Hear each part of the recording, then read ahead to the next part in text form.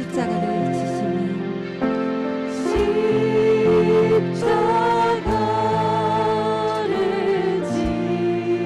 지시고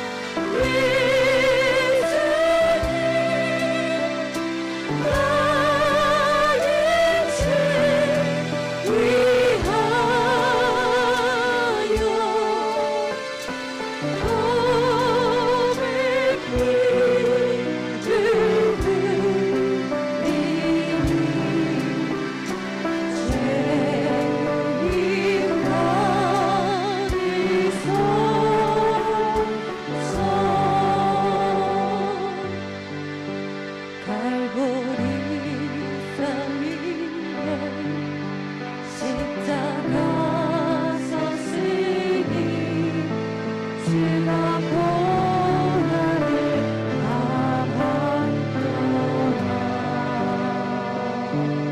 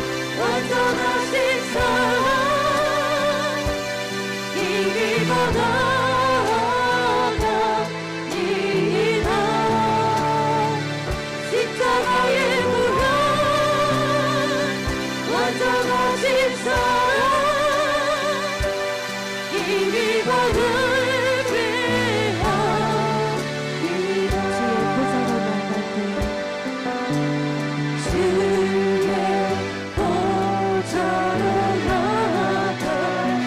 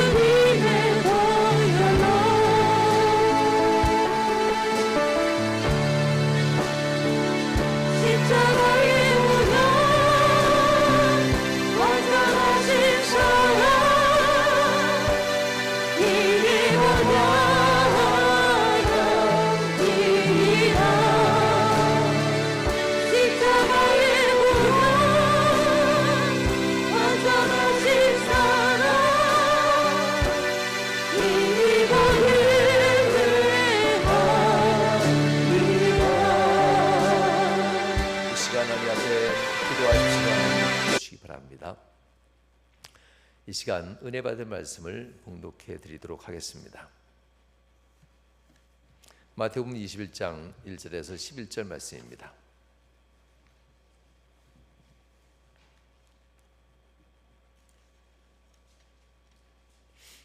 함께 합독하도록 하겠습니다.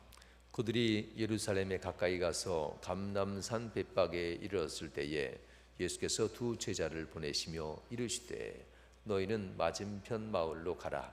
그리하면 곧 매인 나귀와 나귀 새끼가 함께 있는 것을 보리니 풀어 내게로 끌고 오라. 만일 누가 무슨 말을 하거든 주가 쓰시겠다 하라. 그리하면 즉시 보내리라 하시니 이는 선지자를 통하여 하신 말씀을 이루려 하심이라. 일렀을 시온 딸에게 이르기를 네 왕이 내게 임하나니 그는 겸손하여 나귀 곧 멍에 매는 짐승의 새끼를 탔도다 하라 하였느니라.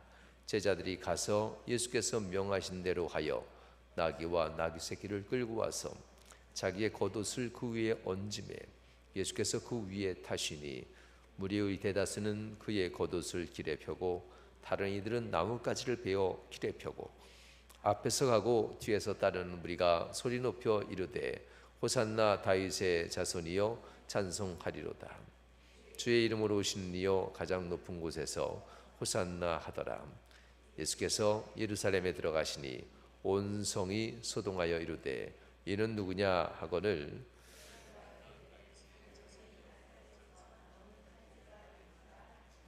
아멘.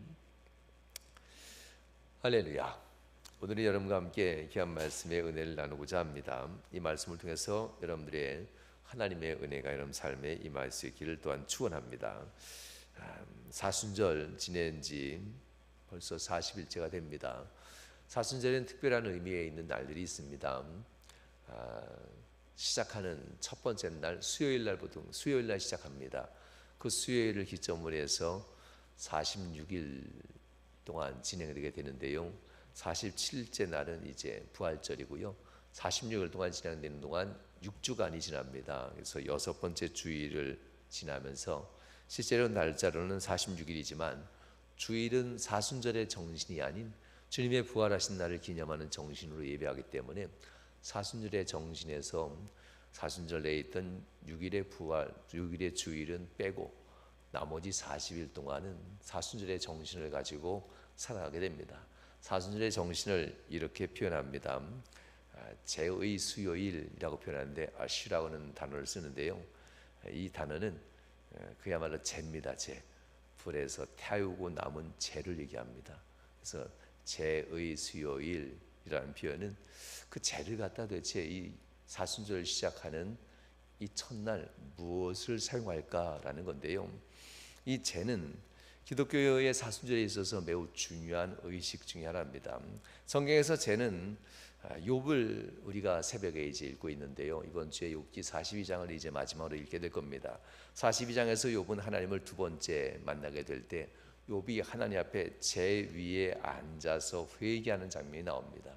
이 재 위에 앉아서 회개한다는 것은요, 재가 곧 내 인생의 본연의 모습, 모든 것이 티끌로 돌아가고 모든 것이 먼지, 진토, 흙먼지로 돌아가는 내 인생인데 하나님 앞에 내가 뭐가 의롭다고 얘기했을까 하면서 그 자체를 놓고 내 인생은 재와 같습니다 하며 회개할 때 썼던 물품이 재입니다.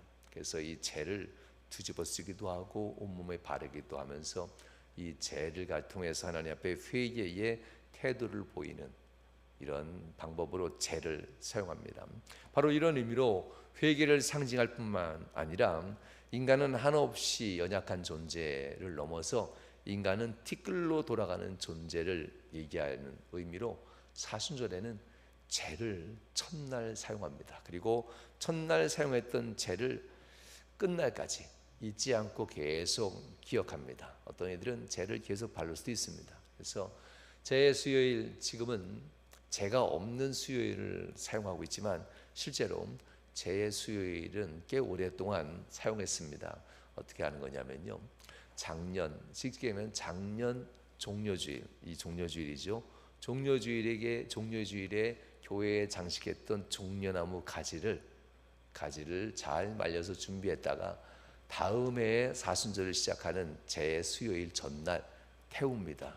태워서 지난해 종려나무를 가지를 태워서 제를 만든 다음에 온 성도들이 이마에 제로다 물에 갠 제를 이마에 십자가로 다 표시합니다.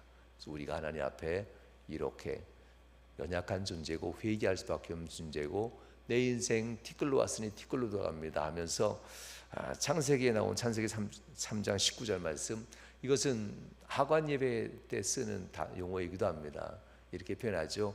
너는 흙으로 왔으니 흙으로 돌아갈지니라 하면서 이마에 물에 갠 재를 발라주면서 얘기하는 겁니다. 너는 흙에서 왔으니 흙으로 돌아갈지니라 하면서 제 수요일에 이마에 재를 발라주면서 사순절 내내 나는 흙으로 돌아갈 존재, 나는 하나님 앞에 연약하고 회개하며 결국 끝은 주님이 안 계시면 나는 영원히 죽을 존재, 이란 것을 사순절 내내 묵상하면서 이런 죽을 존재가 뭐가 옳다고 혹시 내가 사람과의 관계 속에서 부딪힌 일이 있나, 안 좋은 일들을 여전히 아직도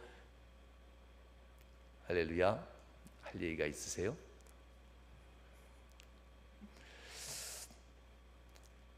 사순절 내내 기억하는 겁니다.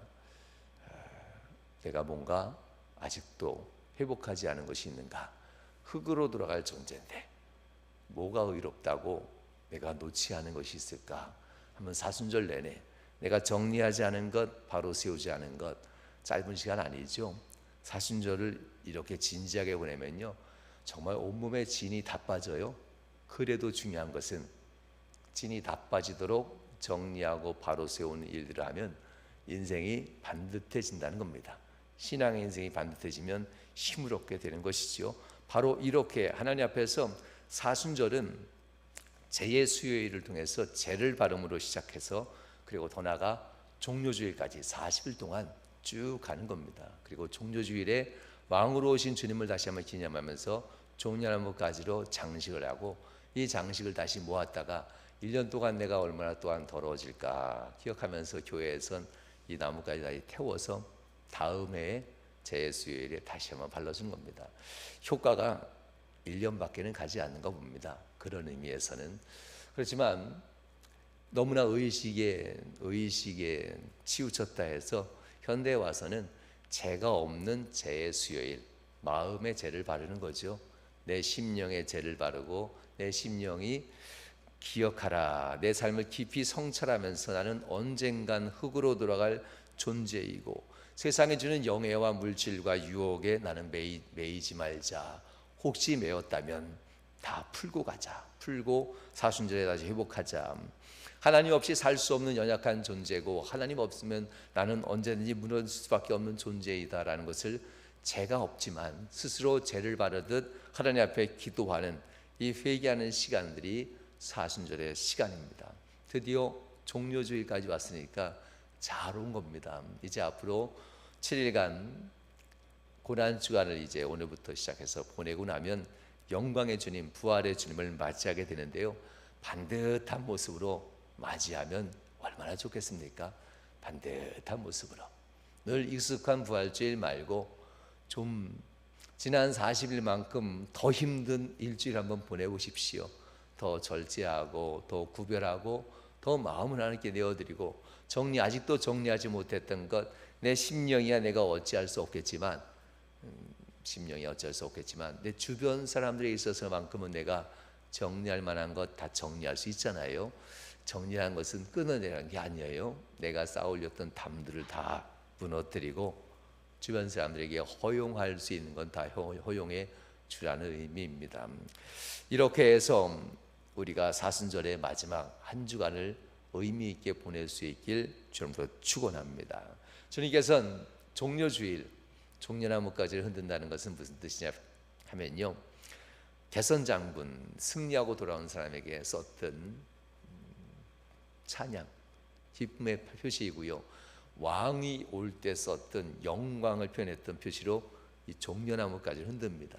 그래서 종료주일을 표현하는 것은 예수님이 올 때에 그 많은 예루살렘 사람들이 왕이 오셨다, 우리를 구원하실 구원자가 오셨다 하면서 이 종려나무 가지를 흔들며 예수님을 맞이했기 때문에 그 예수님은 맞습니다. 우리에게도 왕으로 오신 주님이고 우리를 구원하신 주님이다 하면서 주님께 종려나무 가지는 없지만 마음의 종려를 들어서 주님을 맞이한다라는 의미로 종려주의를 맞이하게 됩니다. 주님은 큰 역사를 이룬 분이죠. 그래서 세상 용어로 쓰면 대업을 이루셨다라고 하죠. 그 누구도 이룰 수 없는 죄의 문제를 해결해 주셨으니까요. 이 인류 역사상 가장 큰 일 이루신 분이라는 것, 이 가장 큰 일 대업을 성취하신 예수 그리스도는 왕으로서 높이 추대받는 것은 너무나도 당연합니다. 예수님은 이 큰 일을 이루기 위해서 오늘 본문에 보면 때가 되자 주저함 없이 움직입니다. 예수님이 겟세마네 동산에서 기도하시는 모습을 보면요, 많이 주저할 만도 해요. 십자가 달리시 전날 얼마나 고통 가운데 겟세마네 동산에서 기도했습니까? 하나님께 아버지여 원하시거든 이 잔을 내게서 좀 옮겨주소서. 하나님 원하시거든. 그러나 하나님이 그렇게 원하지 아니하시고 하나님의 뜻은 여전히 그렇다면 내게 십자가를 주소서 하면서 얼마나 주님이 고통스럽게 기도하셨습니까? 그런데도 그걸 알면서도 주님은 이 날만큼은 담대하게 들어가는 모습을 볼 수가 있습니다. 이 예수 그리스도의 구원의 역사를 성취하기 위하여 예루살렘에서 곧 죽게 될 일들을 알면서도 들어가시는 예수님의 이 모습들, 그 예수님의 모습은 너무나도 당당하고 당당해서 왕의 왕으로 오시는 분, 모든 주로 오시는 분이라고 표현하게 됩니다. 예수님은 이제 두 제자에게 차근차근 하나하나 이뤄가시죠. 본문 2절에 보면 두 제자에게 이렇게 얘기합니다. 너희는 맞은편 마을로 가라. 그리하면 곧 매인 나귀와 나귀 새끼가 함께 있는 것을 보리니 풀어 내게로 끌고 오라 라고 합니다. 주인이 있는 나귀와 나귀 새끼인데요, 주님이 주인으로 가져간다는 의미로 해석하게 되는 내용입니다. 분명 세상에 주인인 것처럼 보이지만 그렇지만 주님은 주인이라는 표현을 쓰지 않습니다. 그냥 끌고 와라, 마치 내 것이니까. 그리고 그가 뭐라 그러거든, 주가 쓰시겠다라. 이미 모든 것의 주인이에요. 이렇게 얘기하죠. 주인이 있고 주인의 종이 있고 종의 소유가 있어요. 그렇다면 법적으로는 어떻게 될까요? 지금은 종이라는 존재는 없겠지만 실제로 이런 구조라면 종의 소유된 모든 것은 다 주인의 것이 되는 거잖아요.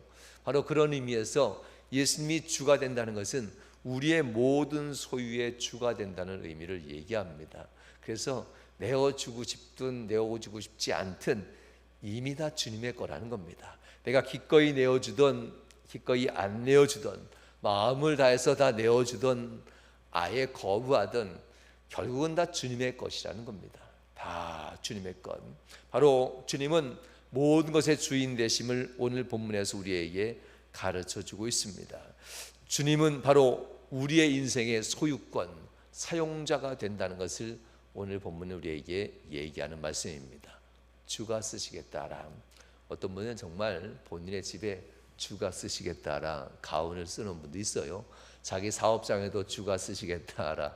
대단한 분이죠. 나는 주의 종이니까 다 주님의 겁니다. 문제는 이거죠. 주님의 음성을 못 듣는다는 게 문제예요. 말씀은 볼 줄 아는데 주님은 내가 오늘 쓰겠다는데 귀가 먹어서 못 듣고 있어요. 써놓긴 잘 써놓는데. 주님 위해서 다 드리겠습니다. 고백은 정말 진실한데 내가 쓴다고 하는데도 그 소리를 못 듣고 있는 분들이 참 많은 게 아이러니하지요. 이렇게 주가 쓰시겠다라는 말 자체는 나에 대한 소유권과 내 인생을 사용권을 예수님이 가지고 계시다라는 것을 의미합니다. 이런 의미에서 바로 나귀와 어린 나귀가 세상에 주인이 있음에도 그 주인도 주인의 것도 다 나의 소유다라고 주님이 얘기하는 이 모습들, 어떤 때는 여러분에게도 아무런 상의 없이 여러분에게 소유권을 하나님이 주장할 수 있을 겁니다. 아무런 상의도 없이 여러분 인생을 사용하겠다라고 주님은 명령할 수도 있다는 겁니다. 여러분들, 예수님은 아무런 본의 없이 이런 걸 가르쳐 주진 않습니다. 예수님은 이미 자기 자신을 먼저 하나님의 것입니다 하면서 본을 보이시지요. 이 본을 보일 때 내 것을 내어드리는 거잖아요. 어떻게 내어드리는지 아시지요? 주여 할만하시거든. 이 겟세마네 동산의 기도를 잠시 말씀드렸잖아요.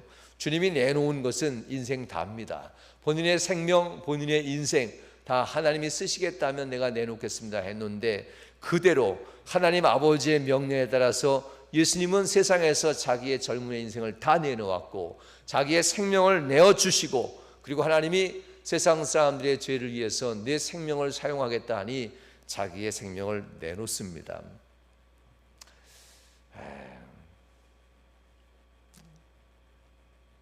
여러분, 삼국지에서 조조가 부하에게 한 말이 있습니다. 내가 네게 귀한 것 하나만 빌려 쓰겠다. 빌려 쓰지만 내가 돌려주지 못할 것 같다 라고 하면서 뭘 달래는지 혹시 아시지요? 네 목이 필요하다라고 합니다. 그렇지만 네가 내게 주면 내가 네 어머니, 아버지, 네 식솔들, 네 자녀들 네가 살아서 돌보는 것보다 훨씬 더 많은 것으로 돌봐줄 테니 내 목을 좀 나한테 잠시 빌려다오 라고 얘기하는 장면이 나옵니다. 이야, 대단한 사람이다 했는데요, 하나님이 이렇게 요구한다면 어떡할까요? 예수님께 이렇게 요구하신 거잖아요. 내가 내 것을 좀 써야 되겠는데 돌려주지 못할 것 같다.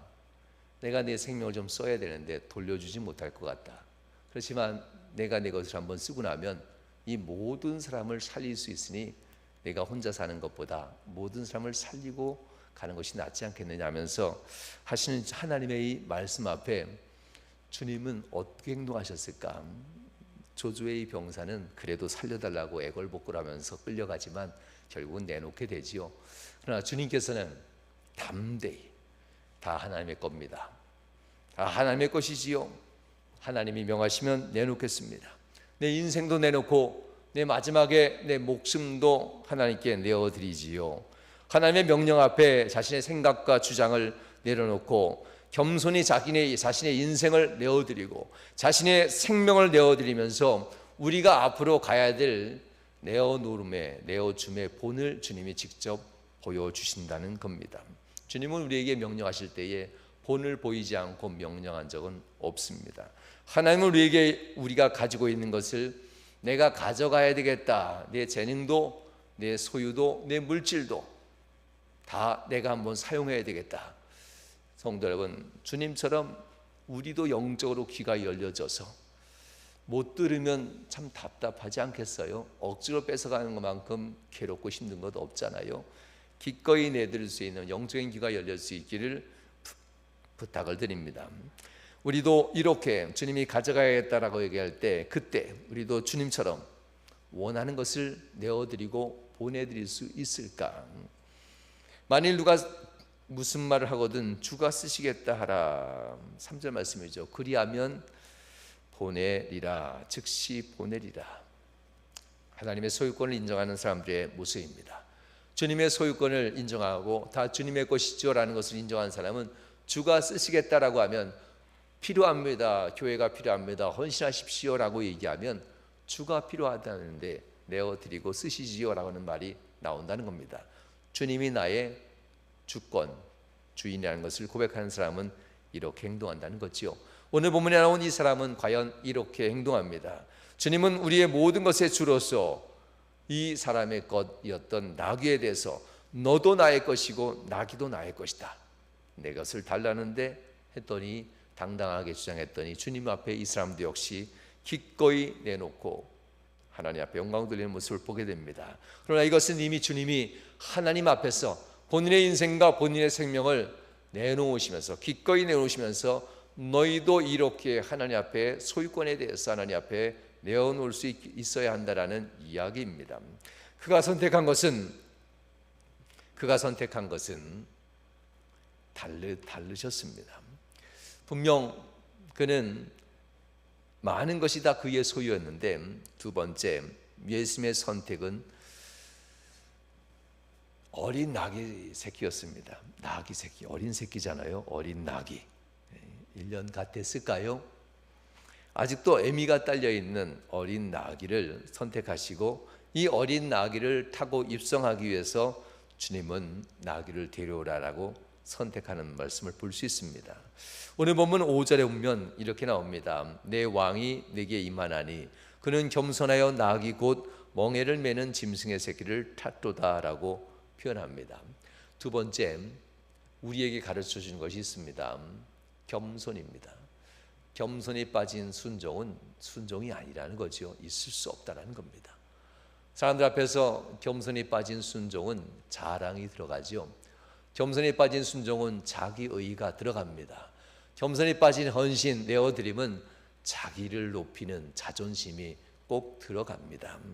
겸손이 빠지면 절대 안 됩니다.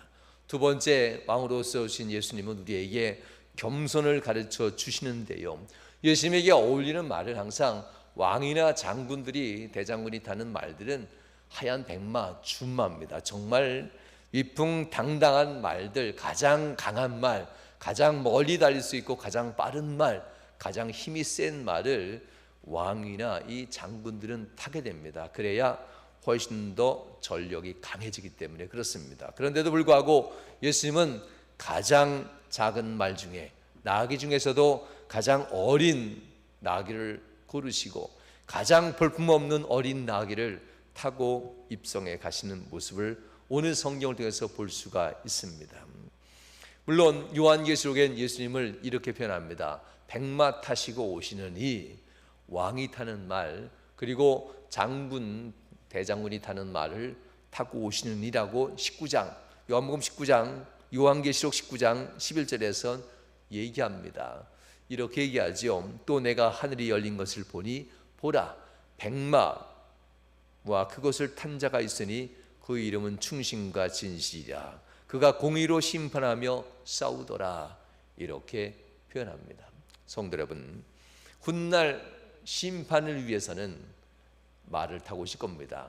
대장군처럼, 왕처럼 강한 말을 타고 오시는 모습을 볼 겁니다. 악의 세력을 쳐부수기 위해서 오시는 용사처럼 백마 타고 오지만, 그러나 지금은 아니라는 겁니다. 지금은 내가 살기 위해서 온 것이 아니라 하나님의 명령을 따라서 그 명령을 이루기 위해서 오기 때문에 나는 사라지고 겸손한 모습을 하나님의 사명만 남아야 된다는 것을 우리에게 보여주고 있습니다. 여러분들, 우리는 아직 높아질 때가 아닙니다.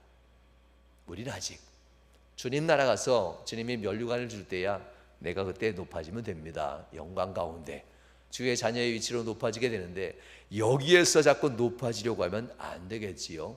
여기에서는 오직 주의 사명만 보여야지 내 모습이 보이지만 안 되겠지요. 세상에서 성공했지 교회에서도 성공한 사람인가요? 세상에서 돈 좀 벌어봤지 교회에서도 돈 번 사람이 되면 안 되지요. 세상에서 권력 좀 잡아봤는데 교회에서도 권력 잡은 사람의 모습이 있으면 이 사람으로 말미암아 많은 사람이 실족하게 될 것이고, 예수님은 바로 어린아이 하나가 실족하게 되면 그 실족하는 일로 말미암아 내가 지옥으로 떨어진다고 합니다. 그러면서 지옥으로 떨어진 것보다 차라리 너 스스로가 연자맷돌을 내 몸에 달고 바다로 뛰어드는 것이 지옥 가는 것도 낫지 않겠느냐라고 합니다. 겸손은 그렇습니다. 사명만 남아야만 합니다. 하나님이 내게 준 사명만 남아야만 되는데, 이러기 위해서는 겸손이 반드시 필요합니다.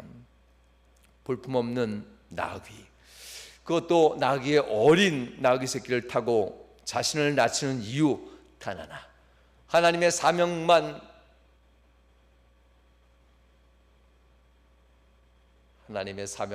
드러나고 나는 사라지는 이러한 모습은 유일하게 겸손밖에 없습니다. 수없이 많은 헌신이 나를 사라지게 한다고 착각하는데요, 그렇지 않습니다. 수없이 많은 헌신과 봉사와 내어드림이 나는 지우고 하나님만 높이는 것이 절대 아닙니다. 예수님은 그 엄청난 사명을 감당하기 전에 본인을 철저하게 낮춤으로써 내 안에 있는 높아지고자 하는 모든 것들, 그리고 나를 높이려고 하는 많은 사람들의 모든 것을 일시에 다 잠재워버립니다. 사명만 남아야 된다라고 하는 이 겸손의 모습이지요. 여러분들, 예수님은 철저하게 겸손함을 보이기 위해서 그렇게 행동합니다. 사람에게 향한 것이 아니라 오직 하나님을 향한 겸손의 모습을 예수님이 취하셨다는 이야기입니다. 하나님의 명령을 향한 겸손의 모습, 겸손함이 낮아질수록 순종은 겸손의 능력을 완벽하게 이끌어냅니다. 겸손함이 낮아지면 낮아질수록 여러분들이 가고 있는 사명의 순종이 거의 완벽한 능력으로 강화되어진다는 사실로 명심하셔야만 합니다. 완벽한 능력의 순간은 헌신으로 만들어지는 것이 아닙니다. 완벽한 능력의 순간은 얼마만큼 낮아졌느냐에 따라서 그 강도가 다르게 나타납니다. 성도 여러분, 주님의 겸손은 우리들의 겸손을 불러내야만 합니다. 주님의 겸손을 보면서 나도 그렇게 살아야지. 사순절 마지막 한 주간 주님의 겸손을 보면서 내 안에 겸손하지 못했던 것이 뭐가 있을까 찾아내고 쓸어내셔야만 합니다. 주님의 겸손을 보면서 내 겸손함의 기준 잣대가 다른 사람보다는, 다른 이보다는, 그보다는 다 사단이 주는 마음입니다. 오직 표대이신 예수 그리스도를 향하여 우리 인생의 겸손은, 착함은, 선함은 다른 사람의 기준이 절대되면 안 됩니다. 이때마다 우리는 매우 위험해집니다. 우리 인생의 겸손의 기준자는 예수 그리스도밖에 없다는 사실을 명심하셔야만 합니다.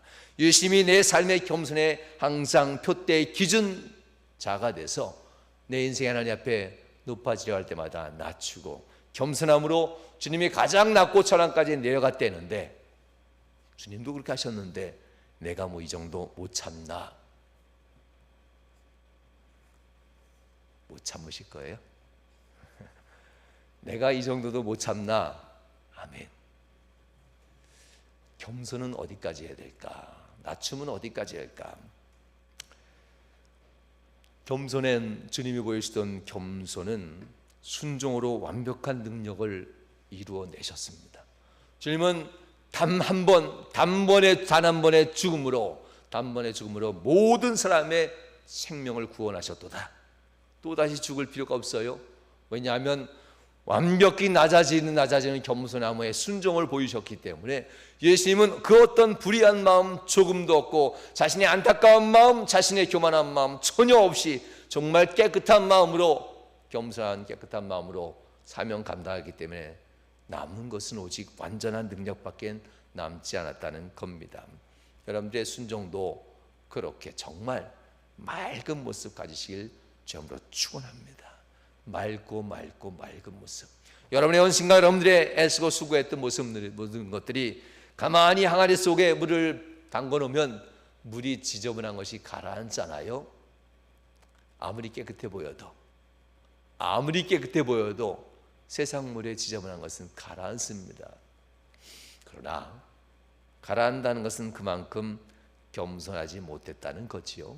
하나님 앞에 순종으로 영광 돌리긴 했지만 수없이 많은 영광 속에 내 의의와 내 자존심이나 나를 높이는 것들이 몰래 섞여져 있었고, 순간 누가 나를 칭찬하면 내가 좀 잘나 보이는 것 같기도 하고, 순간 누가 나를 칭찬하면 나의 자존심이 우쭐대는 모습들, 다 이거 건더기들입니다. 어느 순간 조용히 항아리에 물을 담아서 지켜보듯이 하나님이 보실 겁니다. 과연 네가 깨끗하겠느냐. 사순절 기간이 바로 그런 기간들입니다. 건더기들 가라앉거든 가만 내비두시고 깨끗한 것만 잘 따라내시고 사용하셔야만 합니다. 주님 우리에게 어떻게 순종하는가를 사명으로 보여주시고 있습니다. 본의 아니면 주님은 아무것도 가르쳐주지 않았다라고 말씀해 드렸죠. 순종은 겸손에 완벽하게 이루어질 때 순종의 능력도 완벽하게 일어난다라고 하는 겁니다. 예수님은 이렇게 얘기합니다. 삶으로 얘기하죠. 내가 할 수 있을 만큼이 아니라 그분이 명령하시는 것만큼 우리는 겸손으로 낮아져야만 합니다 라는 겁니다. 내가 할 수 있을 만큼이 아니라 하나님이 명령하신 것만큼 우리는 겸손의 길로 낮아질 때에 하나님이 주시는 절대 능력의 완벽함을 입을 수가 있습니다 라는 주님의 메시지이기도 합니다. 예수님 그분의 삶 전체는 겸손을 제하고는 그분의 능력을 말할 수가 없습니다. 주님을 놓고 겸손의 왕이라고 표현하는 이유가 바로 그런 이유입니다. 성품을 얘기한 것이 아닙니다. 낮아졌기에 하나님의 사명을 완벽하게 수행할 수 있었다는 것으로 겸손의 왕이라는 표현을 쓴 겁니다. 여러분들 사명이 왜 힘듭니까?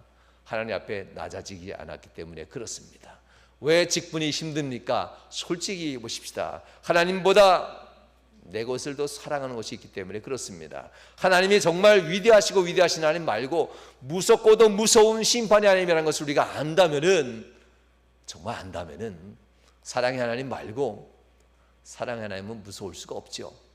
심판의 하나님도 하나님의 속성이라는 것을 명심하셔야 합니다. 심판의 하나님에 대한 무서운 속성을 우리가 과연 안다면은 하나님 앞에 어디까지 낮아져야 될까요? 어디까지 겸손함으로 낮아져야 될까? 예수님처럼 우리의 낮아짐이 완벽한 낮아짐이 될 수 있기를 주님으로 축원합니다.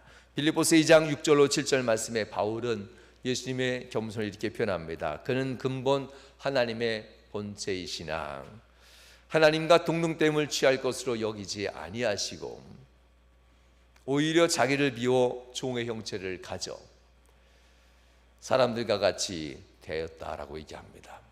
성도 여러분, 하나님과 동등된 분입니다. 그럼에도 불구하고 겸손의 본을 보이시는 이유는 우리에게 겸손하게 살으라라는 것과 겸손하지 아니하면 하나님께로부터 받은 사명을 온전히 수행할 수 없는 것을 보여주기 위해서 주님은 완벽한 사명을 위해서 우리에게 겸손한 삶의 본을 위해서 이 길을 선택하셨다는 겁니다. 겸손이라는 것은 대단한 능력입니다. 겸손은 낮아지면 낮아질수록 절대 능력, 하나님의 능력을 강화시키는 유일한 통로가 겸손입니다. 뭐가 좀 부족한가요? 믿음이 부족한 것이 아니라 겸손하지 못했기 때문입니다. 뭐가 부족한 건가요? 삶의 능력, 재물이 부족한 것이 아니라 겸손함이 부족했기 때문에 우린 종종 하지 못하고 멈추는 경우가 참 많습니다.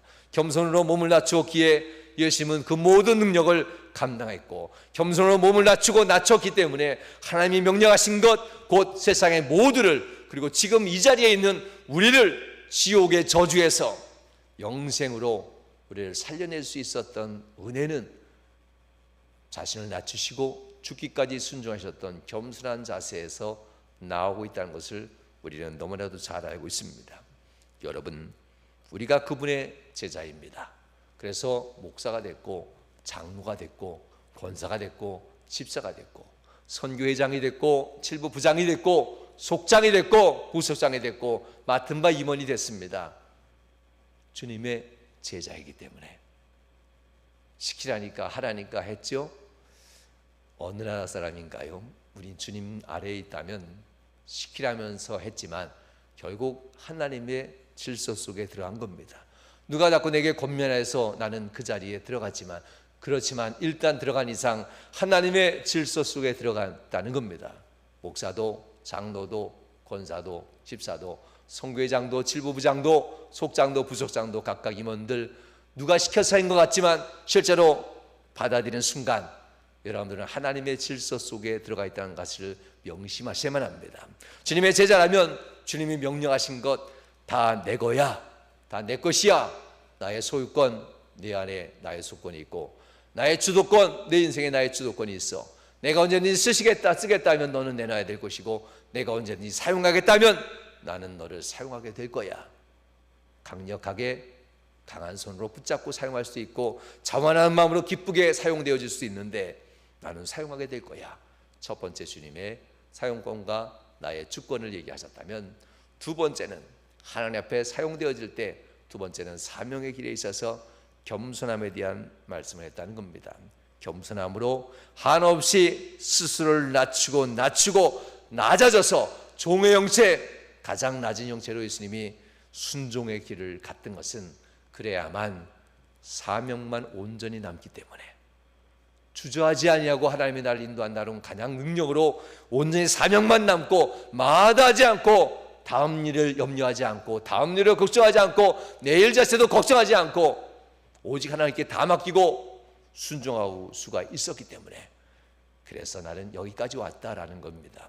그러므로 사랑하는 여러분, 주님은 마지막으로 얘기했던 이 겸손함을 우리에게 이제 명령합니다. 네가 겸손함을 지니고 있느냐? 하나님의 사랑 앞에 하고 싶은 것만 구하지 말고 하나님의 무서우신 심판의 주 앞에서 내가 낮아지고 주님이 내가 명령할 때에 나를 스스로하며 겸손한 마음으로 하나님 앞에 엎드리고 있느냐라는 주님의 이 말씀 앞에 종료주를 지나 이번 한 주간 동안 우리 스스로 한번 돌아보시고 주님 앞에 내 소유권 그리고 내가 겸손함으로 낮아졌는가를 돌아보는 한 주간 될 수 있길 주님으로 축원합니다. 이 시간 1분간만 기도하십시다. 기도할 때 주님, 내 인생의 주님의 삶을 돌아봅니다. 내가 드려서 주님께 영광되는 것이 아니라 이미 다 주님의 것인데, 내가 내어드려서 사람께로부터 자랑이 되는 것이 아니라 이미 다 주님의 것인데 무슨 말인가 하며 하나님 앞에 내 인생을 돌아보는 시간 되게 하시고, 주님 앞에 사명 감당할 때 내가 할 수 있는 것만큼이 아니라 주님이 명령하신 것만큼 다 내어드리고 사명 감당하는 인생이 되게 해달라고 이 시간 주여 삼성하시니 합심하여 기도하겠습니다. 주여 주여 주여, 하나님 역사하소서.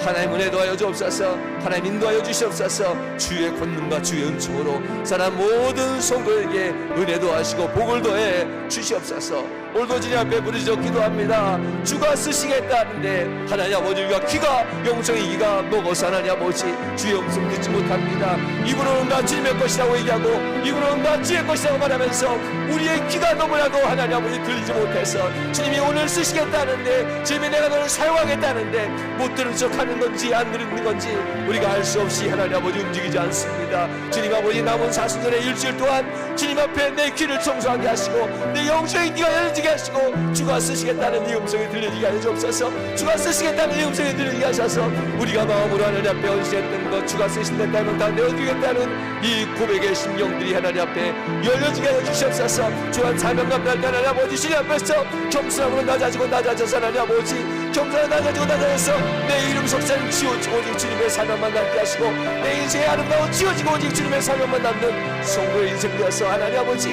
아무리 기다려도 건너이가 가라앉지 않는 정말 깨끗한 주님의 거룩한 분이 될 수 있도록 은혜도 하여 주옵소서. 역사해 주옵소서. 은총도 하여 주옵소서. 주께서 복 주시고 인도하심을 간절히 바라며 예수님 거룩한 이름으로 기도하옵나이다. 아멘. 주님 감사합니다. 오늘도 하나님 앞에 예배 드립니다. 주님, 내가 하나님 앞에 할 수 있을 만큼의 사명이 아니라 겸손이 아니라 그분의 명령을 감당하기 위해서 하나님 낮아지고 낮아지는 겸손의 길을 갈 수 있도록 도와주시옵소서. 주님이 종의 영체를 가져 낮아진 것처럼 우리도 그와 같이 낮아지는 겸손의 모습으로 이 교회를 섬기고 이 교회에서 내게 맡긴 직분을 감당하며 하나님 고개가 아닌 무릎을 꿇게 하여 주시옵소서. 고개가 들려지는 것이 아닌 무릎을 꿇고 하나님 앞에 허리를 숙일 수 있는 우리의 신앙생활 될 수 있도록 도와주시고, 우리 이름 석자가 기념되어지는 것이 아니라 오직 주의 사명만 영롱하게 빛나는 것은 남을 수 있는 우리 인생을 되도록 인도하여 주옵소서. 주께서 복 주심을 간절히 바라며 예수님 거룩한 이름으로 축복하며 기도하옵나이다. 아멘. 아멘. 자리에서 일어나셔서